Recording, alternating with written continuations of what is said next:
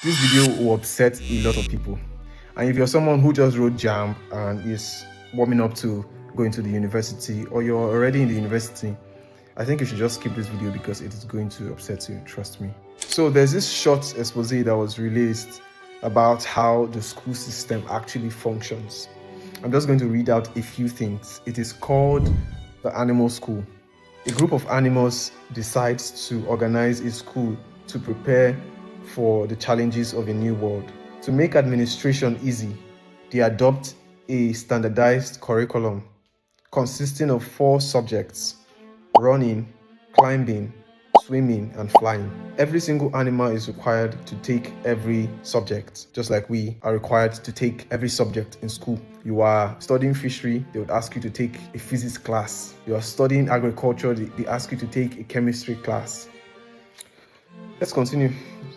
The story highlights the tragicomic results of forcing conformity. Now, these are the list of animals that were actually admitted into the school or the institution. The duck. Now, the duck excels in swimming. Of course, ducks swim, but fails running. He fails a running class. And also, running classes ruined his web feet because the duck was not actually created, to run. The rabbit starts top in running but suffers a breakdown from mandatory stressful swimming lessons. You can imagine the rabbit in the river swimming. That is how we are forced to do a lot of things in school. The squirrel, excellent climber, of course, but frustrated by flying instructors and ends up with strained lower grades. Imagine them telling a squirrel to fly because it's part of the curriculum. The eagle, labeled a problem child. Why?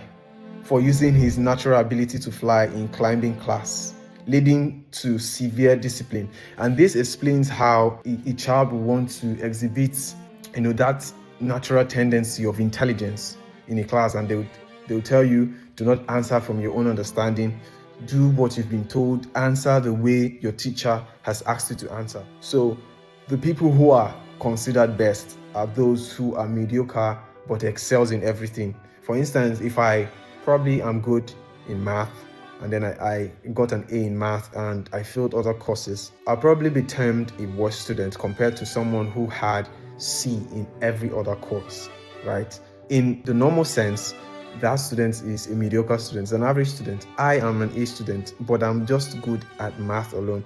I could be a professor in math, right? I could be thinking of inventing theories, mathematical theories, but no, they choose to label me an average student just because I had an A in math and failed other courses. That is how the school system is functioned. Now, I can say this because I've been in the 4 walls of an educational system. I know what it means. Probably in this part of the world, I think that our educational system is flawed, honestly, because we're restricting a lot of students to just what we call garbage in and garbage out, copy and pastes. I don't even want to talk about programming classes where the lecturer had to write programming codes on the board, codes that were supposed to be run in a coding software. They wrote the codes on the board.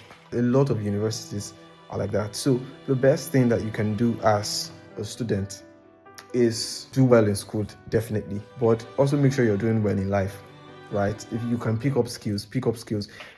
I think I value the experiences that I had, passing through school more than the degree itself. Yes, that is what I can say. I value the experiences, the skills, the associations, the friendships. I value the exposure more than the degree itself. And that is one thing that a lot of students are failing at. You might be the best student in class, but you could be the worst student in life. So this is an encouragement. If you are yet to go into the university, or you're a student, or you just came out, just know that what you've been taught in school might have boxed up your intelligence. If anyone said you are not intelligent just because you probably failed, and these lecturers, they're not even concerned if you are mentally unstable, maybe you lost a parent, you lost an uncle, you went for the exam and maybe you wrote and you failed it. They're not even concerned about that. All they're concerned about is that you gave them what they gave to you in class. And that is so bad. Please work on yourself. Make sure you're building yourself more than you are attending lectures. Of course, attending lectures are very important, right? But make sure that school does not distract you from the proper education. Stay productive.